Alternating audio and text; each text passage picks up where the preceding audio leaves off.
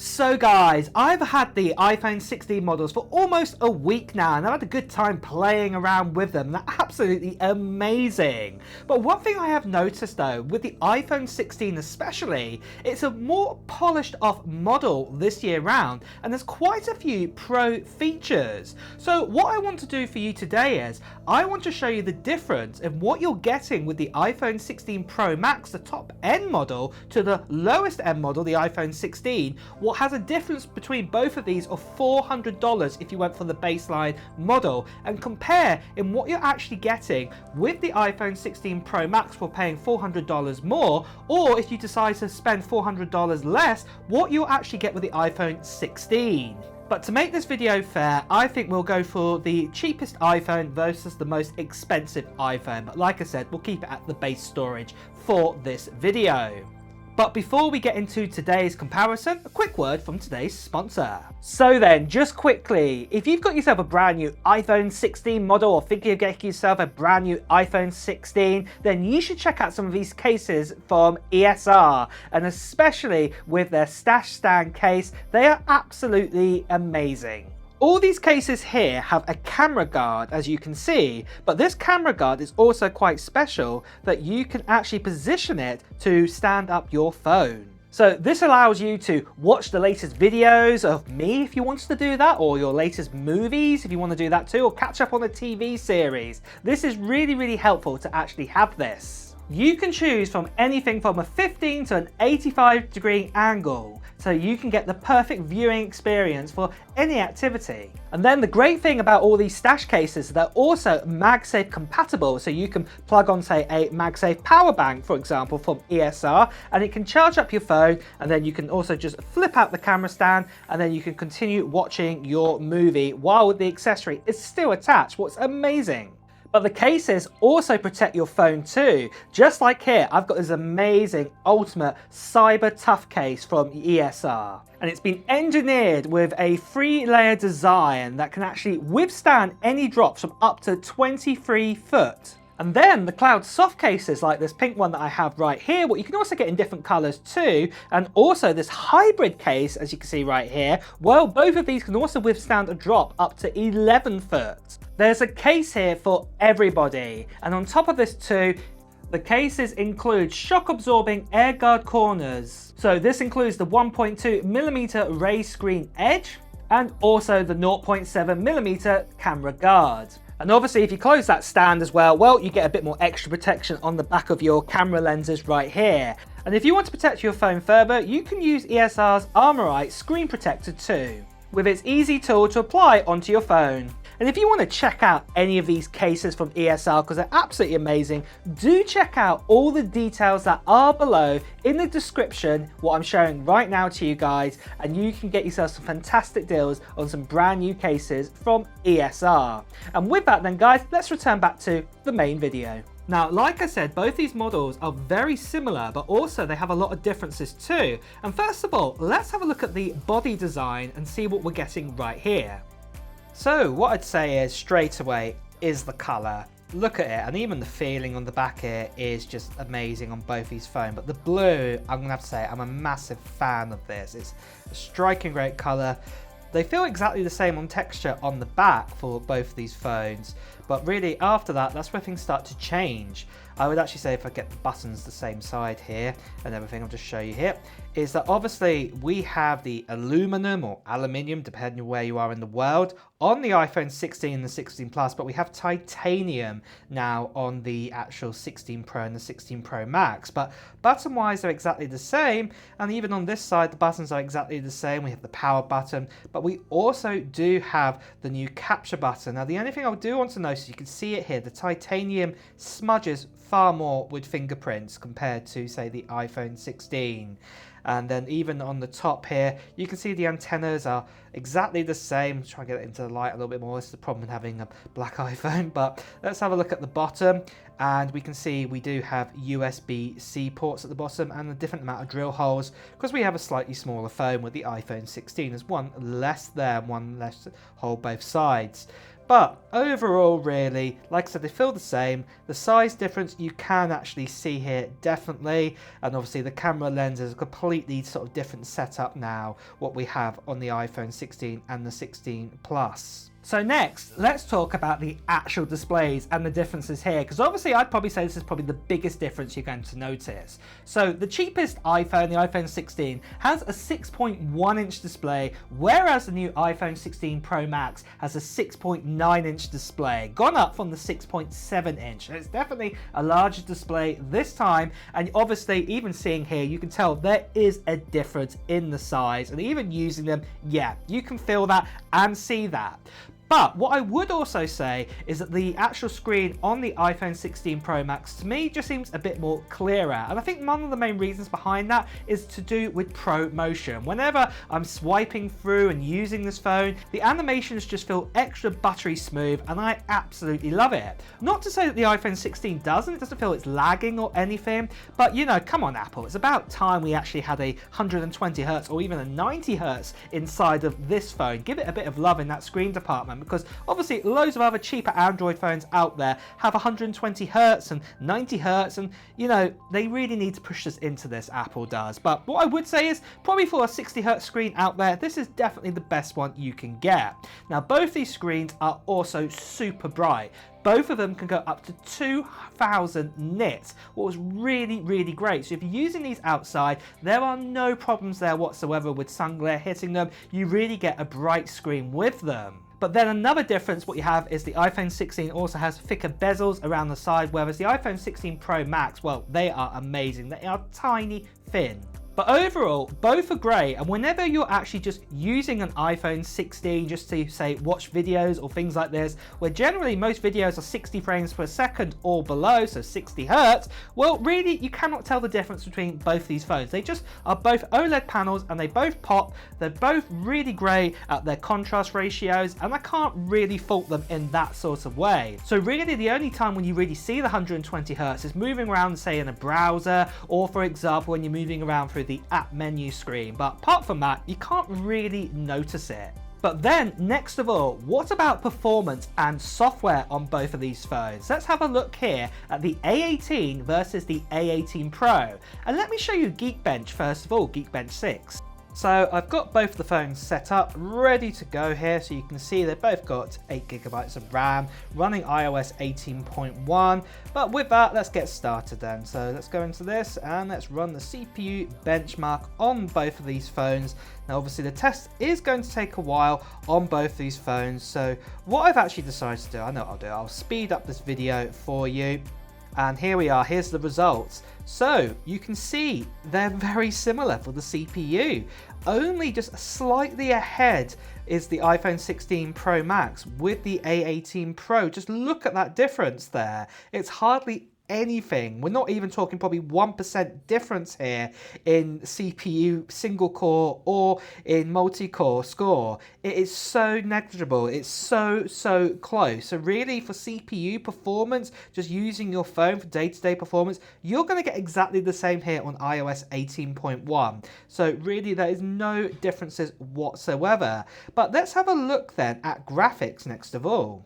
So I've set up 3D Mark and also the classic Wildlife Extreme. This is what we're going to run on both these phones to see how good the graphics is on both of them. So this one, I think there is going to be a difference, a big difference between the A18 and the A18 Pro, if there is going to be one on both these chips. So speeding this along again, let's just get to the end results. And here we are. Let's have a look. So yeah, there is a difference here. Actually, it's closer than I thought though. We got 3,975 here on the A18 and the A18 Pro is 4,509. And let's look at the frames per second. We actually got 23.8 compared to 27. That's 4 frames per difference. That is not a lot really. I thought there would be more ahead here, the A18 Pro. So really they are closer than you think, the A18 and the A18 Pro. It's not like it's miles ahead, the A18 Pro.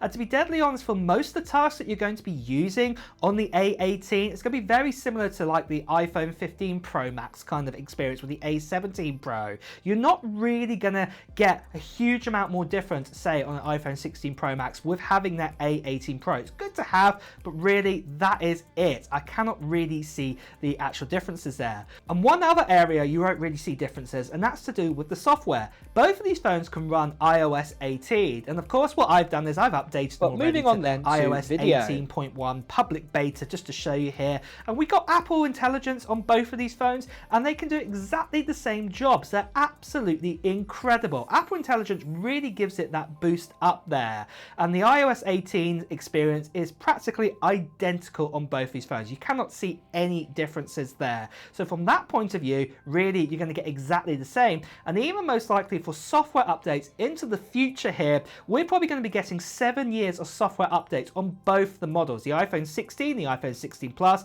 and then also the 16 Pro and the 16 Pro Max will also get around about 7 years of updates. So really, again, no differences here. But then, what about camera features and video recordings? What differences do we see here? Well, let's take a look at photos to begin with. So I'm outside the great British outdoors on a gloomy day here, nice countryside as it were, but this is the iPhone 16 Pro Max now at a 0.5 zoom capability, that 48 megapixel. And let's crease it up to the normal wide now. So this is at 1x zoom using the 48 megapixel there, and then obviously the 2x crop that's also built into this lens. So yeah, still very, very good. And let's push it up now to the 5x teleprism, telephoto that's built into this phone, and then we'll push it all the way up to the 25x digital zoom that you can see right here. But now let's look at the iPhone 16. This is at 0.5 with this, the ultra wide, and then pushing this up to the wide, the standard 1x zoom, still very, very good in its detail. And then obviously we've now got the 2x crop that we have right here. And then what I decided to do is I decided to show you what it looks like at the top digital zoom at 10x. This is what you get here. But then let's have a look at nighttime photography. So this here is the iPhone 16 Pro Max on the wide sensor that we've got right here. And you can tell it's quite good, but I will tell you this, it was far darker than this, the picture was when it was taken. It was pitch black outside practically. But that's how it looks like on the wide. But then if you actually use the full-on zoom capability, this is the 5x zoom. I'm not using the digital, but just the normal. This is the kind of quality you get at nighttime photography at 5x zoom here. But let's have a look then at the iPhone 16. This is what I'd say it's more like. It's a bit more duller here, but it's still a very good picture. I'd say this is better than the 16 Pro Max at nighttime photography personally, but that's just my opinion there. It's more like what it was like, but the quality is still exceptional for nighttime photography. And then obviously I just did the 2x zoom, which is a digital crop really on the actual lens that we have right at the moment. So not too much difference there, but still really good nighttime photographies. And let's now move over then to videos. So now we're going to record at 60 frames per second at 4K, and we're going to zoom right in. We're at 0.5 here on video. We're now at 1x, 2x, oh, bit too fast, 5x, and now we can stretch it all the way up to the maximum 15x zoom, what you can do on video here. And now let's look at the iPhone 16. So at 0.5 zoom here, so I'm going to pinch up. Now at a 1x zoom there. You can see the camera sort of flicks a little bit. Again, excuse the wind noise there, it's very windy today. And then obviously I'm going to go up to the 2x zoom, what we have there. And then we can push this all the way up to the maximum 6x digital zoom that we have with the iPhone 16. Now, after doing those video tests and everything, another new feature we have is obviously the new capture buttons on the side what Apple have introduced. Now, I'm really glad that this, I would say, is a pro feature, what has been added onto the iPhone 16 and the iPhone 16 Plus. They are really, really useful. And especially with the new lookup tool that Apple are looking to bring out very, very soon, I think this is going to be a real game changer. It's really going to help us out in our day-to-day lives. So I'm really glad this is on both of these phones. The only other thing that I would say, obviously apart from zoom capabilities and things like that, with the iPhone 16 Pro Max you also do have that new cinematic 4K 120 frames per second mode if you wanted to use that, and this is pretty cool. But I do think for the general user, not many people are probably going to use this approach, but I think that more likely that if you were actually video editing and things like this, actually using your phone for it, that people would actually use this. But again, I think just the general kind of user probably might use it as a gimmick, but then that is it. I cannot see people using this all the time. So really, yeah, if the iPhone 16 normal and the 16 Plus is missing it, I don't think it's a big thing that you're missing out there on. So next of all, let's talk about the actual battery life and the charging ports at the bottom of these phones. And starting out with the actual battery life, the iPhone 16, obviously because it's a smaller iPhone, does have a smaller battery inside of it. But to be honest, it's quite incredible. If you were to do the same test on both of these phones, where if you actually played a video on a loop non-stop and the brightness was exactly the same on both of these phones and the sound was the same volume and things like this, well, the iPhone 16 can actually get up to 22 hours of battery life, and that's with the video stored on the phone, whereas the iPhone 16 Pro Max gets 33 hours more. Now obviously that is 50% more battery, that's a third more battery what you're getting here with the iPhone 16 Pro Max, but for the iPhone 16 this is quite impressive for what you get here in this size of this phone. Over the years, obviously battery life has increased with the iPhone 16 models, and this year there was a big leap in them for every single model out there. But I go to say that you could easily probably get through a day of battery life with an iPhone 16, and obviously I'd say probably with the iPhone 16 Pro Max you could probably get a day and a half kind of battery life out there. But overall I would definitely argue that both these phones, you know, for a good average day, if you weren't a heavy user, both these phones could easily push through a day with that. But then at the bottom of these phones, obviously, you do have the USB-C ports on them, and these are very different. The main reason is that this phone here has a USB-C port, what is USB 2.0 speeds, the 16, whereas the 16 Pro Max has USB 3.0 speeds. So basically, you know, getting up to 10 gigabits per second transfer speeds if you were actually connecting an external hard drive, where you'd only get about 280 megabytes inside of it. So yeah, there is a massive difference there. But the big thing is, as a user, are you going to connect up an external hard drive to your phone to do video recordings and things like this? This is where I think this is a bit more niche to the iPhone 16 Pro models, and only a few people out there are going to do them. Now I'm going to get a few of you guys in the comments say I do that, but generally for the most users out there, you're never going to probably actually do this. So again, it's something to think about there, the why Apple have actually not actually put a sort of faster sort of USB port inside of this phone.